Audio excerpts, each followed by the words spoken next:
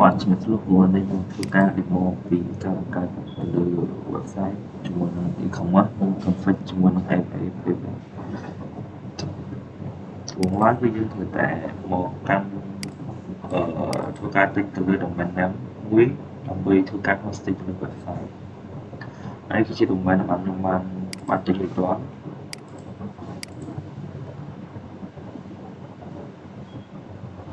នេះគឺជា DNS backup ខ្ញុំបន្តទៀតយើងធ្វើការ login ទៅកាន់ឬក៏បង្កើត account ជាមួយនឹង AWS របស់យើងហើយមុនយើងធ្វើការបង្កើតយើងត្រូវធ្វើ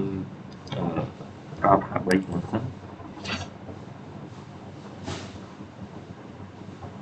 យើងចូលមកស្រួល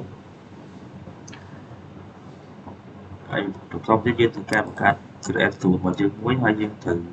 ដាក់ឈ្មោះ domain របស់យើងក្នុង domain របស់យើងគឺឈ្មោះ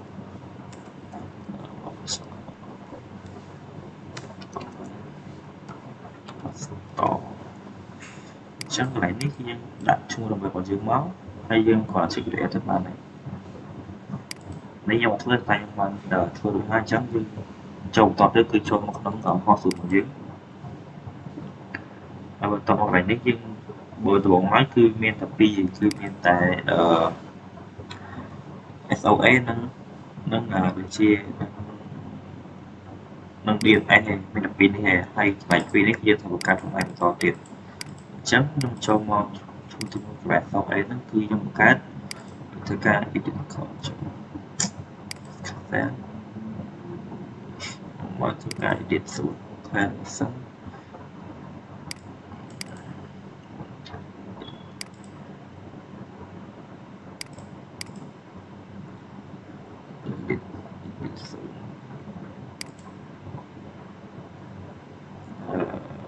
ការ configuration គឺឈ្មោះគឺយើងអានេះគឺយើងយក IP របស់យើងដែលបានបង្កើតជាមួយនឹងRISAT នេះកន្លែងនេះគឺយើងបង្កើតជាមួយនឹង DNS របស់យើងពេលយើង create គឺវាបោះ DNS យើងអត់ទៅហើយបន្តទៀតចូលកន្លែងនេះទៀតគឺជាកន្លែង port master ឬក៏ DNS ធំរបស់យើងអានេះជាកន្លែងឲ្យយើងតាំងយក website យើងទៅជា www វាដែរបន្តទៀតគឺយើងចូលមក website ដើម្បីបង្កើតវាមួយដើម្បីធ្វើក្នុងការ config ទៅលើ WordPress របស់យើងអញ្ចឹងដំបូងឡើយយើងចូលមក create extend ហើយយក platform ដូចហើយយើងយក WordPress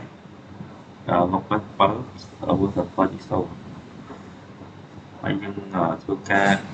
create ទៅលើចំណុច SAQ គឺខ្ញុំមាន SAQ របស់ខ្ញុំហើយគឺខ្ញុំអត់ធ្វើហើយអញ្ចឹងគ្រាន់តែប៉ុណ្្នឹងហើយយើងចុចយកគម្រោងបកឡានេះហើយយើងបន្តទៀតអានេះគឺឈ្មោះ instance របស់យើងចង់ដាក់ហ្នឹងយើងចុច create instance មកគឺរួចរាល់ហើយអញ្ចឹងរបស់ខ្ញុំគឺបានបង្កើតរួចរាល់ហើយខ្ញុំ MP static 8ហ្នឹងហើយ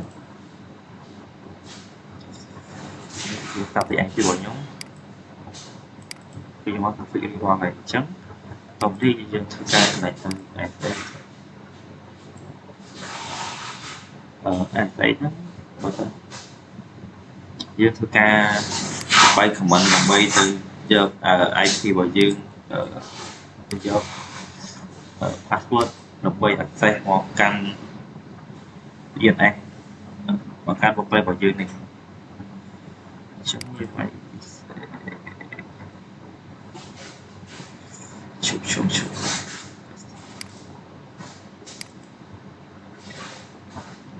នេះគឺយើងធ្វើការ copy វាមកទាំងអស់មកយើងធ្វើការ copy វាមកដើម្បី restore password ឲ្យយើងដើម្បីយើងធ្វើការមកកាន់ WordPress កន្លែងនេះខ្ញុំមកលើគ្រូខ្ញុំចូលមកកាន់ website WordPress របស់យើងវិញ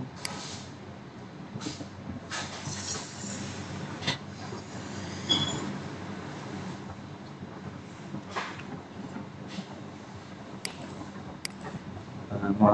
ពីគាត់មានការធ្វើក្នុងលើ ពេលនេះគឺខ្ញុំមាន dashboard នោះហើយជា dashboard ប្រភេទជាលោកគឺ electric គឺ electromic អញ្ចឹងយើងធ្វើការ custom យើងចូលមក custom ដូចជានេះគឺមានប្រភេទជា pet header pet about ជា sticker វាមានច្រើនមាន channel មាន footage ឬក៏e-commerce platform ឬក៏ additional CSS ដែលយើងចង់ធ្វើការ restyle ទៅលើ website របស់យើងបន្ថែមទៀតក្នុង website នេះក៏មានការ plugin មួយចំនួនដូចនេះគឺខ្ញុំក៏ add លើ plugin ដូចជាមាន AWA Payway ហើយនឹង e-commerce plugin ជា WooCommerce ហើយនៅពេលដែលយើងហើយបន្ទាប់នេះយើងធ្វើការ install ទៅលើដំបូងគឺយើងត្រូវ install ទៅលើ WooCommerce មុនគេ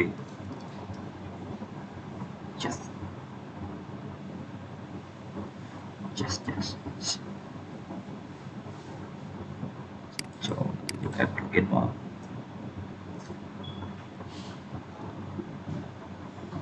សូម add plugin ហើយយើងវាយពាក្យទៅលើ WooCommerce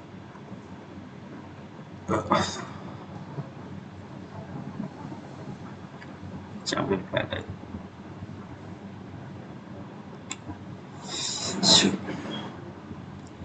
តែនៅ slow ដែរថ្ងៃនេះដោយសារតែ internet មានខុសហើយព្រោះខ្ញុំ skip មកទៅជើង Payway មួយនេះមិនជាព្រោះមិនចំណាស់ទៅ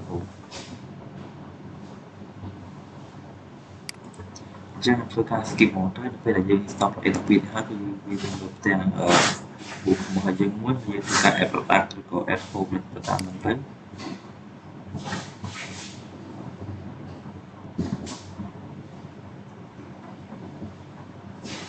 ហើយបន្តទៀតពីអត់មកនេះយើងមាន activity មាន order មាន customer ចូល order យើងមិនគឺមានមួយដែរនេះគឺខ្ញុំធ្វើការបាត់ order segment គឺឈ្មោះរបស់ខ្ញុំក្នុងជីវិតនេះ pending payment អូខេហើយធ្វើការ update វាតាមត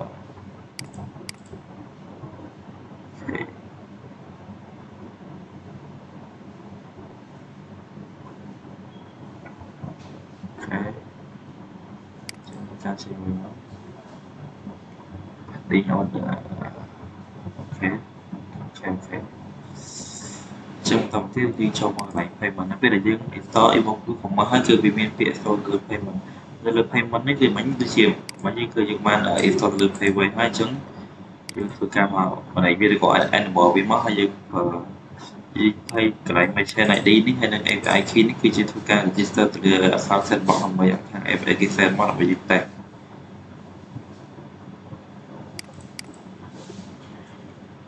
ហើយបើសិនជាយើងចង់ឲ្យ website របស់យើងអាចចំណេញជាមួយ API Payway បានជាងធ្វើការឲ្យ website របស់យើងធ្វើការជួយើងប្រើជា HTTPS បើសិនជា HTTP គឺវាអត់ស្គាល់អញ្ចឹងហើយយើងអាចធ្វើការ add ទៅ HTTPS បានយើងចូលមកតាម console របស់យើងនេះវិញដែល site យើងចូលមក connect មក SH ហើយយើងធ្វើការយកcommand ពីក្នុង group Telegram របស់គ្រូមកជាមួយគឺយើងប្រើ sudo install SH ហើយនឹង install ឬក៏ set up តាមគ្រូមកពីខ្ញុំនេះគឺខ្ញុំបាន install រួចហើយអញ្ចឹងខ្ញុំអាច install ពីម្ដងទៀតដើម្បីវាជាប់គ្នាហើយនេះគឺជា demo តាមខ្ញុំតមកដល់គ្រូ X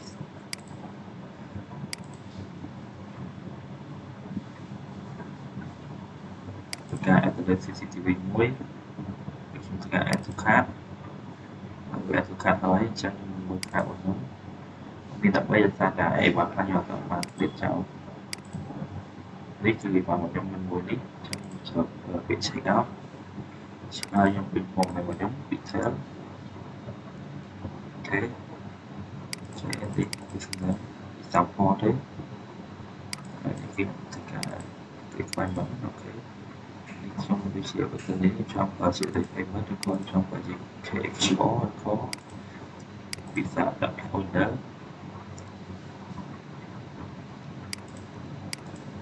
đâyគឺជាវិសាគឺវិសាពីលោកគ្រូដែលបានធ្វើឲ្យបងនោះគឺ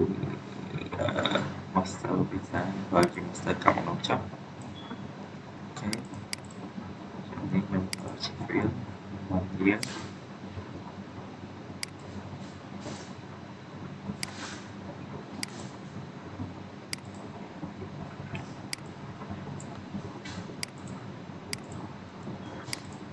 ครับfounder អូខេនេះ info គឺជាការឆ្លើយរបស់ខ្ញុំហើយនៅក្នុងបញ្ចប់វីដេអូក៏ខ្ញុំមានធ្វើការ connect ទៅបកទៅកាន់ការ config ទៅលើ state ម្ដងវិញដែរថាខ្ញុំបាន record ម្ដងហើយប៉ុន្តែខ្ញុំបានដាក់ចូលនេះអញ្ចឹងខ្ញុំនឹងធ្វើការ continue ទៅលើវីដេអូបន្តទៀតដល់អំពីការ config អំពី website របស់យើងដើម្បីឲ្យវាទៅជាប្រភេទជា secure website ជា HTTPS តទៅទៀតបាទ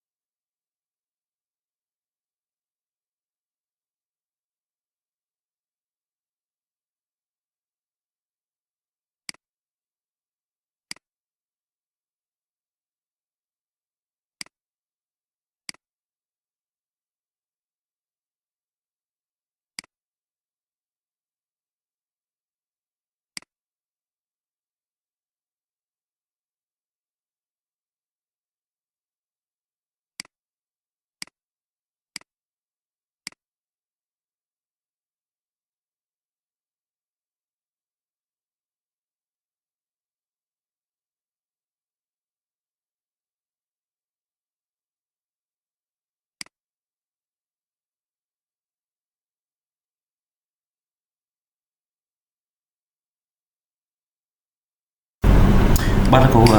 នេះគឺជាការ config ចុងក្រោយទាក់ទងនឹង ATPS ពីព្រោះដំបូងឡើយគឺ website របស់យើងគឺត្រឹមជា ATTP ធម្មតាទេអញ្ចឹងបើសិនជា ATTP ធម្មតាគឺយើងអាច connect ជាមួយនឹង API បានទេហើយឥឡូវខ្ញុំក៏បាន config វាឲ្យទៅជា ATPS ដើម្បី connect ជាមួយនឹង API បានហើយវីដេអូខ្ញុំក៏ដល់ទីបញ្ចប់ដែរគ្រូសូមអរគុណគ្រូក្នុងការទស្សនារបស់ខ្ញុំ